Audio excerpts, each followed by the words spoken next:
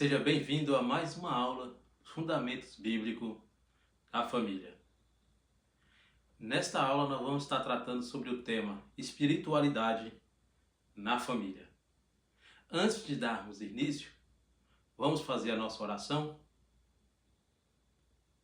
Pai, no nome de Jesus Cristo, nós te rogamos a tua bênção e a tua graça sobre as nossas vidas, sobre as nossas famílias. Nossa família é dependente do teu amor e da tua misericórdia, e cada dia mais nós somos necessitados das suas orientações, ó Pai, para conduzir a nossa família conforme a tua vontade. É que nós te rogamos, em nome de Jesus. Amém. Espiritualidade na família. Você já parou para pensar a respeito disso? Da responsabilidade que nós temos com marido, esposa, pai e filhos. Dessa família que é constituída por marido, esposa, filhos e assim por diante, aqueles que são agregados a essa família, há uma grande responsabilidade, principalmente sobre aqueles que se dizem cristão, que serve o Deus Altíssimo. Há uma responsabilidade a ser executada e levada muito a sério. É uma necessidade que nós devemos estar sempre prestando atenção, sempre estar de olho, buscando sempre orientação divina a respeito da espiritualidade da nossa família. É uma pergunta que devemos fazer todos os dias. Como está a minha espiritualidade? Como está a espiritualidade do marido? Como está a espiritualidade da esposa, dos filhos e assim por diante dessa família que é constituída, no caso, a sua? Você parou para fazer essa pergunta? Ou você já fez essa pergunta alguma vez? Às vezes essa parte negligenciada por nós, e às vezes nós ficamos pensando por que tantas dificuldades e lutas e tantas divergências que há em nossa família. Mas será que não é por causa que a espiritualidade, que é uma parte essencial a ser desenvolvida, está sendo ignorada por nós? Muito bem, então vamos meditar nessa lição e vamos ver o que nós temos para aprender a respeito dessa parte primordial à nossa família. O texto base está no livro de Atos, capítulo 16, versículo 31 e 32. Mas o versículo-chave dessa lição é o livro de Josué, capítulo 24, versículo 15. Diz assim: Porém, se vos parece mal servir ao Senhor, escolhei hoje a quem sirvais, se aos deuses a quem serviram vossos pais, que estavam da além do Eufrates, ou se aos deuses dos amorreus, em cuja terra habitais. Eu e minha casa serviremos ao Senhor.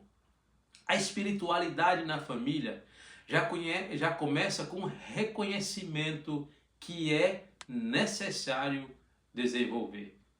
A espiritualidade na família não basta falar de espiritualidade, que tipo de religião, que tipo de Deus está servindo. Não é qualquer tipo de espiritualidade.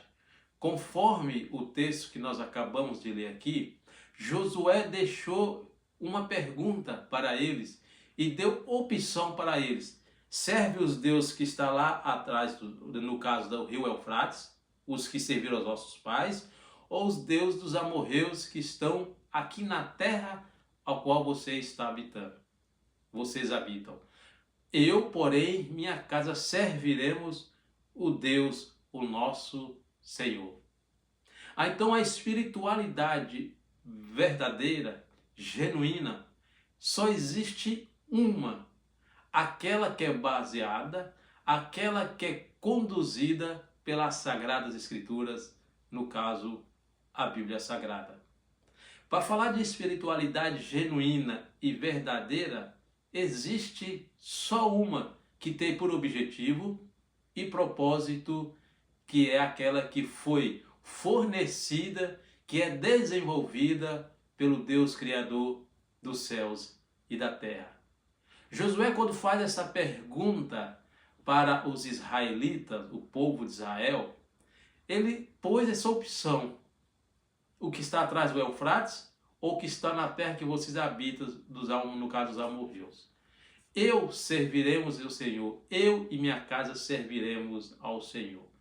Nós vemos aqui que um papel muito importante no desenvolvimento da espiritualidade na família, que é assumir a sua responsabilidade. Josué chama para si a responsabilidade que vai conduzir ou que está conduzindo a família dele ao servir ao Senhor. Então, antes de mais nada, nós devemos aprender a assumir a nossa responsabilidade na família, no que diz respeito ao desenvolvimento da nossa espiritualidade. O marido, reconhecendo a sua função, os seus deveres, o seu papel que é fundamental, ele reconhecendo e colocando isso em prática. A esposa, da mesma maneira, ela reconhecendo o seu papel na família, as suas funções como esposa e principalmente no que ela pode contribuir para que haja um bom desenvolvimento da espiritualidade na família. E assim também como os filhos também, eles quando têm esse reconhecimento da responsabilidade dele como filhos, eles vão aprender e devem buscar em Deus aprender a isso, a fazer as suas funções para contribuir e também que haja um desenvolvimento na espiritualidade da família. Mas é complicado porque esse papel que é negligenciado por muitos, principalmente por parte do homem, que é fundamental, ele que assuma isso logo de primeira, assim como Josué fez, logo de cara ele assumiu nós podemos ver que há uma disfunção de deveres. No caso, como o marido deveria ser o primeiro a chamar e reconhecer essa responsabilidade e colocar essa prática bem evidente, começando pela pessoa dele chamando eu. Muitos têm atribuído esses deveres para as esposas e para outros e até mesmo para os líderes espirituais da tua família e ele não tem assumido o teu papel. O liderança espiritual, eles contribuem sim muito para a nossa espiritualidade. Eles contribuem porque são instrumentos, são ferramentas de Deus para nos ajudar a desenvolver a nossa espiritualidade e nos ensinar lições práticas como que isso chegue ao bem comum, que é o desenvolvimento da espiritualidade e nosso relacionamento com Deus. Só que o que nós notamos é que muitos homens ou maridos, pai, não têm reconhecido isso e não têm nem consciência do dever que ele tem de orientação e principalmente de servir como exemplo de condutor desses membros dessa família que faz parte do teu povo, do teu clã. Eles têm esquecido essa responsabilidade. E essa responsabilidade, quando ela é ignorada pelo homem, ela pode causar vários danos na família. Então o homem tem um papel fundamental. Tem que ser um homem temente a Deus, que serve a Deus e que reconheça que tem um papel fundamental para a bênção espiritual da tua família. Na Bíblia Sagrada, quando trata de família e de espiritualidade, Deus sempre está chamando a atenção para o homem assumir essa responsabilidade. Já começa desde lá do Jardim do Éden, e assim como Deus vai fornecendo a respeito dos tratados, a respeito da família, Ele sempre chama para a conversa, para a orientação, o homem. Só que hoje, muitas famílias nas nossas comunidades têm sofrido drasticamente porque o marido tem jogado essa responsabilidade de lado e nem tem consciência dela. E tem sobrecarregado uma outra pessoa, um outro membro da família. O marido ele tem responsabilidade de desenvolver a espiritualidade da esposa, dos filhos, assim como também servir de modelo e servir apresentando recursos para o bom desenvolvimento da espiritualidade da esposa e dos filhos. Nós podemos ver isso no livro de Efésios, quando Paulo fala ali a respeito da família. Não só também o marido, ele tem que assumir essa responsabilidade, mas também a esposa tem a sua responsabilidade. Nas nossas comunidades, nas comunidades evangélicas hoje, não podemos negar que há um grande número de famílias a qual o marido não faz parte nessa caminhada de servir a Deus. Muitas vezes a mulher começa só, às vezes vai levando os filhos e o marido não está acompanhando. Isso também não isenta ela da responsabilidade. Nós podemos ver que muitos lares hoje, uma grande porcentagem deles, é conduzida pela a mulher na sua espiritualidade porque o marido não faz parte daquela caminhada ainda. E qual é o papel da mulher? O papel da mulher é o que Pedro falou, que a mulher deve, com certeza, ela vai conseguir ganhar o marido, a salvação para ele, trazer o caminho da salvação, através de um bom testemunho como mulher temente a Deus. Às vezes pode estar algumas pensando que ela não tem responsabilidade, que é a responsabilidade do homem, e ela leva a coisa de qualquer maneira. Não cabe também a ela, tem um peso sobre o ombro dela, de que, através de um bom testemunho, ela pode ganhar o marido dela para a salvação, conduzir o marido dela à salvação, assim como os filhos também. Nós podemos ver um grande exemplo quando Paulo escreve a Timóteo. Quando ele fala para Timóteo a respeito da tua fé, que ele ganhou e foi desenvolvida nele quando ele era criança. Por quem? Pela avó dele e pela mãe dele. Está entendendo? E o pai dele era um pai que não era judeu, que não servia a Deus, não tinha nada, era um gentil o pai dele.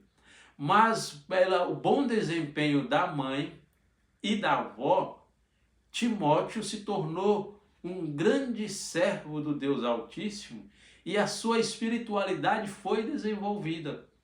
Então, na isenção do marido, no qual não caminha junto, há uma importância muito grande da mulher em se posicionar, em conduzir debaixo da graça de Deus, debaixo do temor e da orientação do Espírito Santo, principalmente para ensinar os filhos. Então, mesmo que alguma família que o marido não faz parte dessa caminhada, isso não isenta que a mulher não possa lutar para o desenvolvimento espiritual da tua família. Então, temos exemplo bíblico para isso. No caso que eu falei, a avó de Timóteo e a sua mãe. Então, mulher, você que ainda não tem teu marido que não é salvo, o teu marido ainda não conhece o Evangelho, lute, ore, dependa de Deus, busque ajuda em Deus, para que ele possa chegar ao conhecimento da salvação, seguindo o teu bom testemunho, e você também ensinando os teus filhos, e assim por diante, com certeza, Deus pode fazer a vontade dele. Os filhos, eles têm o seu papel para desenvolver a espiritualidade na família. Eu acredito que já começa ele cumprindo o mandamento que Deus falou assim, que honra pai e mãe. E assim, quando Timóteo Paulo falou, ele falou, e assim os seus dias serão prolongados. Ou seja, é um mandamento que quando ele é cumprido, tem o quê? Um bom resultado, que é viver bem e dias prolongados. E quando os filhos passam a honrar pai e mãe, com certeza a espiritualidade vai estar desenvolvida, mas desde quando eles honram pai e mãe, debaixo do temor e da orientação das Sagradas Escrituras. A espiritualidade é muito importante na família. E quando a família, todos são salvos, como que deve manter essa espiritualidade? Como essa espiritualidade deve ser fervorosa, desenvolvida, mantida? Como? Começa com o marido, a esposa e os filhos. E quando falta alguns desses, no caso, ou o marido, ou a esposa, ou os filhos, aquele que já foi chamado para a salvação, ele assuma essa responsabilidade como? Orando e pedindo a Deus graça e ajuda para a salvação. Não é difícil nós ver testemunho de pessoas que, no caso, ou o marido, ou a esposa, que se converteu, ou até mesmo, em algum caso, alguns filhos que se convertem primeiro, e eles vai orando e ora até o marido, a esposa, ou os filhos, ou os pais, chega o caminho da salvação. Eu conheço testemunho de irmãs que orou durante anos para que o marido fosse salvo. Ou o marido que orou anos para que a esposa fosse salva. Então Deus ouve a oração e no teu tempo Ele responde. Na minha família, por exemplo, começou com alguns meus tios, depois a minha irmã mais velha, e assim foi espalhando, e hoje 90% da minha família, no caso, os mais próximos, são salvos em Cristo Jesus. Da minha casa, que começou primeiro, eu orei durante um bom tempo. Depois de 17 anos de oração e de servindo como exemplos, o meu pai, a minha mãe e meu irmão mais novo conheceu a salvação através da pessoa de Jesus Cristo. Então, está entendendo? Então, nós temos uma função a cumprir. Mas nós devemos tomar cuidado com a chatice no meio dos familiares. Porque às vezes tem alguém que se converte e não consegue ganhar a família, os familiares, porque acaba se tornando um cristão chato, nojento, e fica dificultando cada vez mais aqueles que têm o conhecimento da salvação. A espiritualidade da família depende não de nós, depende da condução do Espírito Santo usando a nossa vida. Usando ou o homem, ou a mulher, ou os filhos, ou aqueles que fazem parte disso. Tem que ter consciência disso, que eles devem ser simplesmente ferramentas nas mãos de Deus para ganhar a família e apresentar a salvação para a família. Mas é no tempo de Deus, é o Espírito Santo que trabalha, que conduz, que molda o coração da pessoa para o caminho da salvação. No caso da família que já são todos salvos, o que é sempre aconselhado é o quê? Ter um relacionamento íntimo com as Sagradas Escrituras. É ter esse relacionamento, ser próximo, se alimentar, ter conhecimento, aplicar as Sagradas Escrituras na tua vida, na tua família, assim por diante. Então, se não tiver Sagradas Escrituras como ferramenta de condução dentro da família, fica complicado. A família vai ser desfragmentada a sua espiritualidade.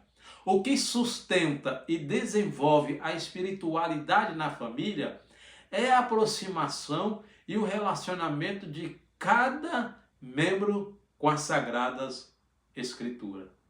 Não há possibilidade alguma de ter uma boa espiritualidade na família se não tiver um relacionamento com a Bíblia.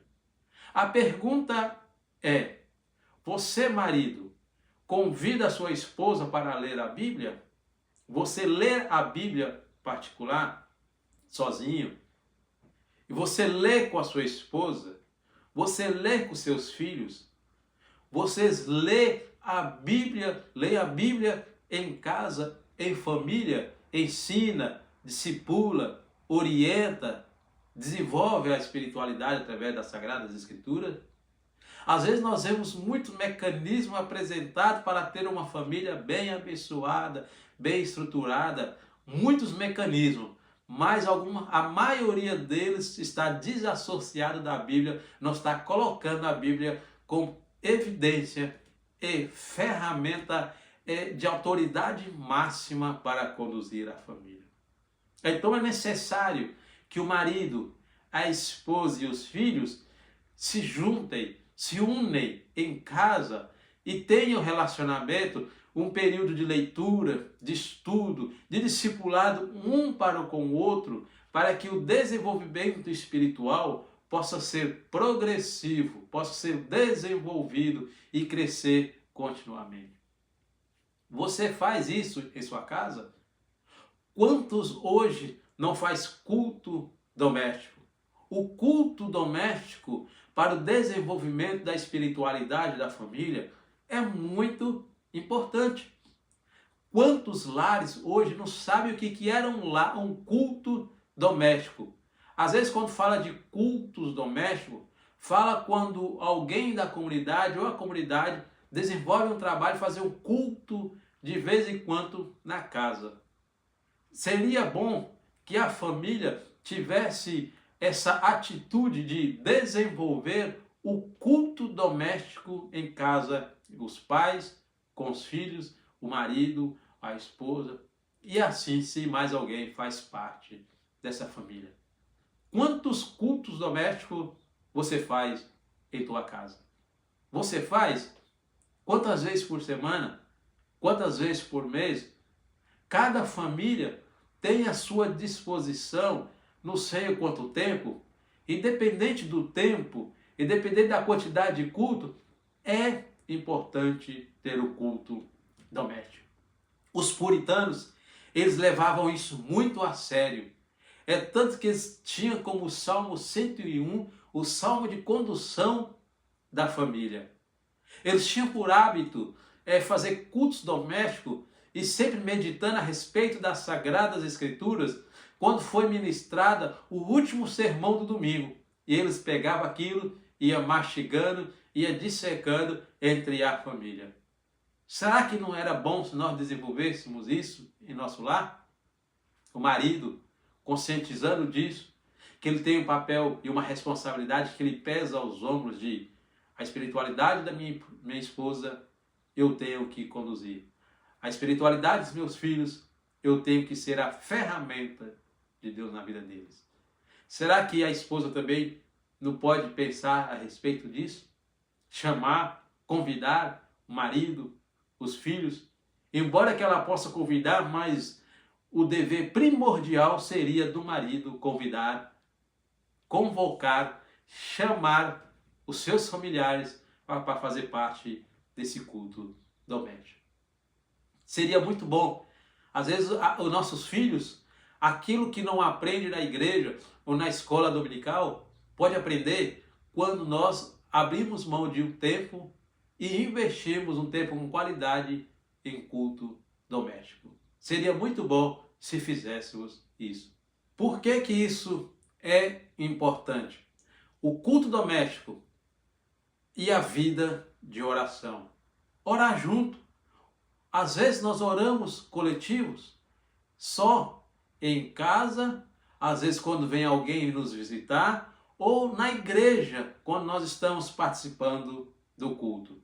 Mas seria bom ter uma oração coletiva, o marido com a esposa e com os filhos familiares também. Então, o culto doméstico, o contato com as Sagradas Escrituras e vida de oração em família também. Não só naquele período que está a família orando na igreja, mas dentro de casa é fundamental desenvolver oração em família. Não só oração, mas como também isso vai desenvolver, vai contribuir muito para quê? A espiritualidade e vai contribuir para a santificação do marido, da esposa e dos filhos. A santificação deles, a piedade deles vai se tornar evidente a partir do momento quando a família vê esse peso, essa responsabilidade que cada membro tem. A piedade, a santidade, a comunhão, o relacionamento com Deus vai ser algo extraordinário desde quando a pessoa assuma essa função. Quantos lares, às vezes, que servem a Deus, ou pelo menos dizem que são cristãos, que andam nas comunidades, mas é um lar que está completamente contra os princípios das Sagradas Escrituras, que quando é observada, não vê traços de piedade, de comunhão, santificação, relacionamento com Deus, parece que nunca existiu. Será que o problema não está na nossa família, em nossa função, está sendo esquecida e negligenciada? Às vezes algumas famílias até põem a culpa na comunidade, no pastor, ou na sua liderança, ou líder dos jovens, ou líder das mulheres, ou líder dos homens. Mas será que não está na hora de nós assumirmos, homem, o nosso dever? E você, mulher, assumir a sua obrigação? E você, filhos, reconhecer as suas responsabilidades? Em vez de nós ficarmos aí jogando responsabilidade para um, para o outro, e achar culpado pelos fracassos espirituais que recebemos ou sofremos em nossa família, será que não está na hora de nós assumirmos as nossas responsabilidades e chamar para cima de nós o que depender de mim, eu vou fazer com a graça e a ajuda de Deus? Josué falou, eu. Ele não falou a minha esposa e a minha casa, os meus filhos e minha casa. Ele falou, eu e minha casa serviremos ao Senhor. Então, quando ele chama a responsabilidade para si, ele está falando, o que depender de mim, nós vamos continuar servindo a Deus, vamos servir a Deus. Os outros lares que estão afastados, estão sem orientação bíblica, é normal, não deveria ser, existe e tem. Porém, eu não devo olhar para a família dos terceiros, de outros lá fora. Eu tenho que olhar para a minha, ver a responsabilidade da minha e chamar a eles para andar junto, dar as mãos e caminharmos junto na presença de Deus. A família precisa disso. E quando ela reconhece as suas necessidades, ela vai buscar todos os recursos santos e conforme a vontade de Deus para aplicar na família. Então, quando ela reconhece essa necessidade de espiritualidade, ela vai buscar. E não pode medir esforço em hipótese alguma. Mas quando descobrir, nessa busca, descobrir princípios e aprender ferramentas conforme as Sagradas Escrituras para o desenvolvimento da espiritualidade da família, tem uma coisa que é muito importante, é o quê? Colocar em prática aquilo que aprendeu de acordo às Sagradas Escrituras. Porque nós somos tendenciosos, somos atraídos em ter muito conhecimento teórico e menos aplicação naquilo que nós aprendemos na nossa família. Não colocamos em prática. É o que Jesus falou quando ele falou assim, aqueles que ouvem as minhas palavras e cumprem é semelhante àquele que construiu a tua casa na rocha. Que vindo a tempestade, vindo a enxurrada, vai bater contra aquela casa, ela não vai cair porque está estruturada na rocha. Será que algumas casas, algumas famílias está se desmoronando, está sendo dilacerada aos poucos? Será que também não é a falta de prática daquilo que aprendeu? Viraram muitos teóricos e poucos praticantes. Muito ortodoxos e não existe nada de ortopraxia na sua família. Às vezes tem um marido que está falando para a mulher o que deve fazer, falando para os filhos o que deve ser feito, mas ele mesmo não serve de exemplo. E assim a esposa e assim os filhos também. Então é colocar em prática aquilo que aprendeu. E uma das ferramentas também é buscar conselhos de pessoas maduras, pessoas experientes, tementes e que servem o Deus Altíssimo. Então, para desenvolver bons conselhos, vão nos ajudar, vai contribuir muitos, mas conselheiros tementes e que servem a Deus. É bom ter bons conselheiros em nossa volta. E quando há isso, a espiritualidade se torna muito evidente e os de fora vão perceber. Por que fazendo isso? Um dos caminhos para que a espiritualidade também na família seja o quê? Genuína, boa, deve ter sempre consciência de cada membro de que um mecanismo, uma prática que nunca deve faltar também é o perdão. O perdão para tanto para buscar, para pedir e também para ofertar. Porque família, não existe família perfeita, que não existe uns atritos, não existe alguns conflitos. Mesmo aquelas que são espirituais, mesmo aquelas que estão servindo a Deus. O que deve ser sempre evidente, nunca deve ser apartado dessa família, é o caminho do perdão.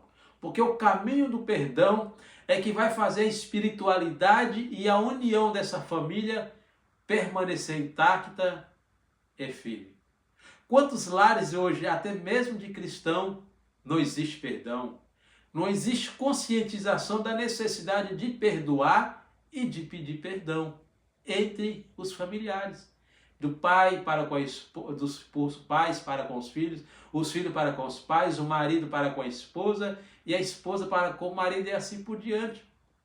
Essa falta de humildade, de sensibilidade em pedir perdão e ofertar o perdão, tem que ser uma coisa que deve ser desenvolvida, praticada diariamente no seio familiar. Será que não está faltando algum tipo de perdão para o pai para com os filhos? Pedir perdão para os filhos naquele que às vezes ele foi áspero, ou foi insensível, ou assim daí com a esposa também, ou a esposa para com o marido, ou os filhos para com os pais. Será que não algumas divergências, alguns conflitos que existem no nosso lar, será que não é a falta de perdão? Então quero concluir essa aula dizendo: Deus tem bênção, Deus tem um projeto na tua família. A espiritualidade da tua família, Deus tem interesse nela. Mas para que haja um bom desenvolvimento, você tem que reconhecer as tuas responsabilidades e ser temente a Deus. Eu quero concluir dizendo assim, que você deve se avaliar a si mesmo, chamar as suas responsabilidades em primeiro lugar. E depois você vai pedindo Deus ajuda e graça para conduzir os seus familiares também. E a mudança não é rápida, não é assim rápida quando nós pensamos. Às vezes tem mudança na nossa família que demora tempo. Algumas podem vir rápido, mas existe o quê? Exige o que de nós? Paciência, maturidade e saber que tudo depende do que o Espírito Santo vai fazer na nossa família. Então Deus tem esse projeto, Deus tem interesse. Então cada um de nós devemos nos avaliar, assumir a nossa responsabilidade e pedir Deus ajuda para conduzir a nossa família. Invista na espiritualidade da tua família, invista na espiritualidade da esposa, invista na espiritualidade do marido, invista na espiritualidade dos filhos e filhos que se converteram primeiro, invista na espiritualidade dos seus pais. Cada membro é importante. Ninguém que faz parte dessa família é inútil. Cada um desempenha um papel fundamental e muito importante. Então, se antes que ocorram problemas mais graves, ou se já há problemas, recorra a Deus. Peça a Deus ajuda que Ele vai dar para você. Porque o Espírito Santo tem poder para fazer isso e desenvolver uma espiritualidade abençoada e genuína em nossa família. Que Deus abençoe você no nome de Jesus Cristo. E eu oro a Deus para que a sua família, a nossa família, seja a família temente e que serve o Deus Altíssimo. Que nós possamos confessar como Josué: eu e minha casa servimos ao Senhor. Deus abençoe você no nome de Jesus.